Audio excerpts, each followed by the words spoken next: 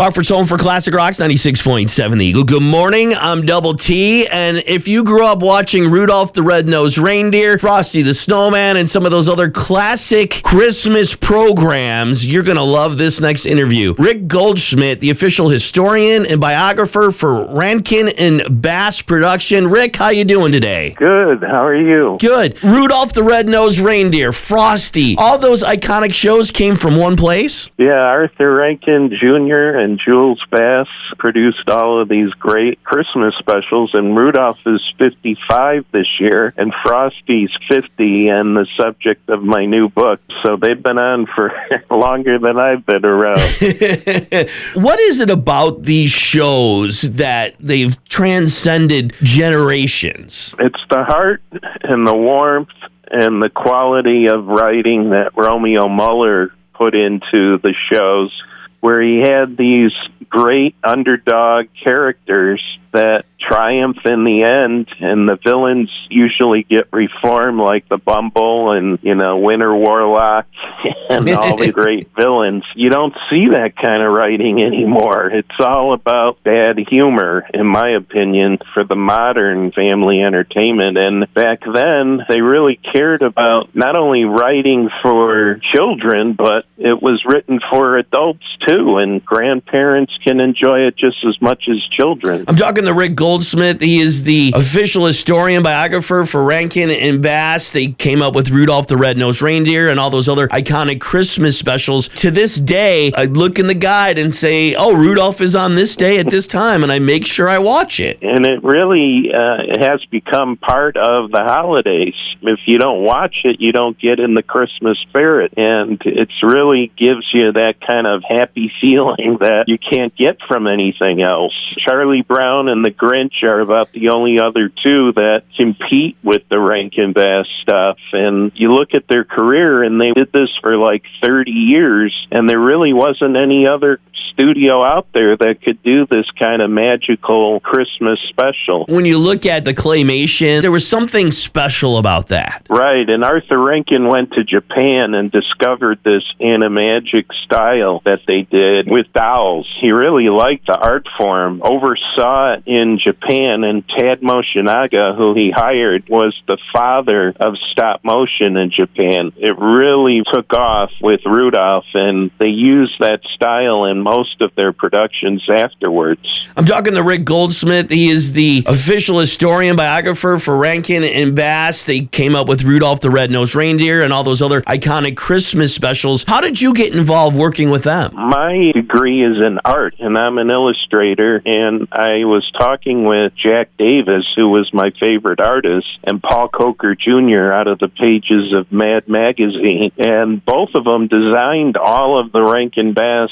specials, and I said, whatever happened to those guys? You didn't read or hear anything about Arthur Rankin and Jules Bass, so they said, call them up, and I did, and I said, there really should be a book, and Arthur Rankin just said, send me 2 chapters, so I did. He liked them, and then he just opened up his archives to me and trusted me, and he was an artist himself, so we kind of hit it off. How many books have you written for him now? 6, and the newest book, Frosty's scrapbook for the 50th anniversary, is coming out shortly. In fact, today I'm going to see the proof, and they're already printing up the book, so I'll be shipping them for Christmas, and they'll just be making it for the holiday. If people are looking to purchase one of those books, where can they find that? That would be at miserbros.com, like the Heat Miser and Snow Miser. It's miserbros.com. And I'll also be, I know you're in Rockford, and I'll be at Santa's Village in East Dundee on Saturday. Oh, see, so that's hopefully perfect. I'll have the books. Now, you mentioned the Miser Brothers. I think my favorite of all the shows is A Year Without a Santa Claus, featuring Heat Miser and Freeze Miser. Right, and every time I do an event and I have the Heat Miser and Snow Miser's mask on my table, everybody points at them and says, oh my God, the Heat Miser and Snow Miser. So they're the most recognizable characters of the bunch. Now, have you seen all the actual characters that they used for the movies? I've seen a lot of them. Most of them stayed in Japan, but I've taken several out to different events, like at Chiller Theater in New Jersey, and I had some at the Shag store in West Hollywood. So I bring them around. Various people own some in the U.S.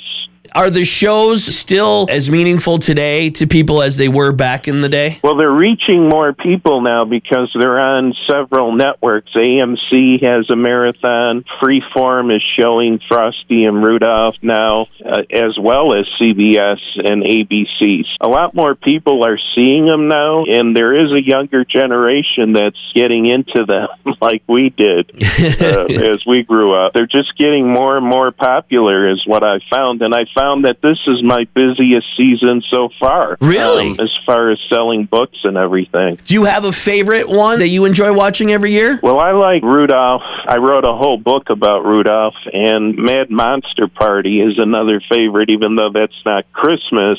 I love the old monsters, and they did a phenomenal job on that movie. So they did other shows besides the Christmas specials? Oh, yeah. They won a Peabody for The Hobbit, which many people feel is the best version of the book. And they did a lot of things like Thundercats and Silverhawks in the 80s and all kinds of shows like the Jackson 5 show and the Osmond Brothers show. I mean, they did a lot of different things. Now, how did they get started in the world of TV? Well, Arthur Rankin was the art director at ABC in the 1950s. He knew that animation was the direction he wanted to go in and discovered the style in Japan, so he just kind of ran with it. He always wanted to make big budget movies, but he never quite got to that point. He did make some, but they weren't big budget. He knew later in life when I wrote my books that he was going to be remembered for Rudolph and Frosty and Santa Claus is Coming to Town and all these great Christmas classics. They really did make a mark in the entertainment world, and they're iconic. He was quite happy with what he achieved. And I think one of the other things they did is they had famous actors doing the voices, which now is very popular with animation. Right, but the difference between what they did and what they're doing now is Arthur Rankin hired actors that were perfect for animation, like Mickey Rooney and Fred Astaire and, Jimmy Durante. He didn't just hire them because of their name, which is what they do now. And they really brought personality to the characters. Like before Rudolph and Frosty were done by Rankin Bass, the characters had no personality at all. They were just a red-nosed reindeer and a snowman. With Jackie Vernon saying happy birthday, putting that beautiful animated feel to the character, that's what we know as Frosty, and that's what we know with Billy May Richards as Rudolph. I mean, these character actors they hired were perfect for animation. I remember the story of Frosty and Rudolph. His shows gave them a personality, and whenever I think of Rudolph now, I think of the Rudolph from their shows. Right, and all the characters that were in Rudolph, like the Bumble and Yukon and Hermie the dentist, they were designed by Tony Peters, and they were written by Romeo Muller. They had nothing to do with the little storybook at Montgomery Ward's. I mean, they really created this whole universe, sort of like the Marvel universe that Stan Lee and Jack Kirby created. It was created by Romeo Muller and Tony Peters. And I've got Yukon Cornelius, the Miser Brothers, the little toys. I bring them out every Christmas. Yep, everybody does now. They're like the Christmas tree and the wreath and all the other things that we traditionally take out. Rankin Bass is right there with them. Well, thanks, Rick, for taking the time. Rick Goldschmidt, check out his website, Miser Brothers. It'll take you back to those great times of the iconic Christmas programs. Once again, where are your appearances going to be? Santa's Village on the 21st, Saturday from 3 to 7. And that's the perfect place for you to go with this stuff, that's for sure.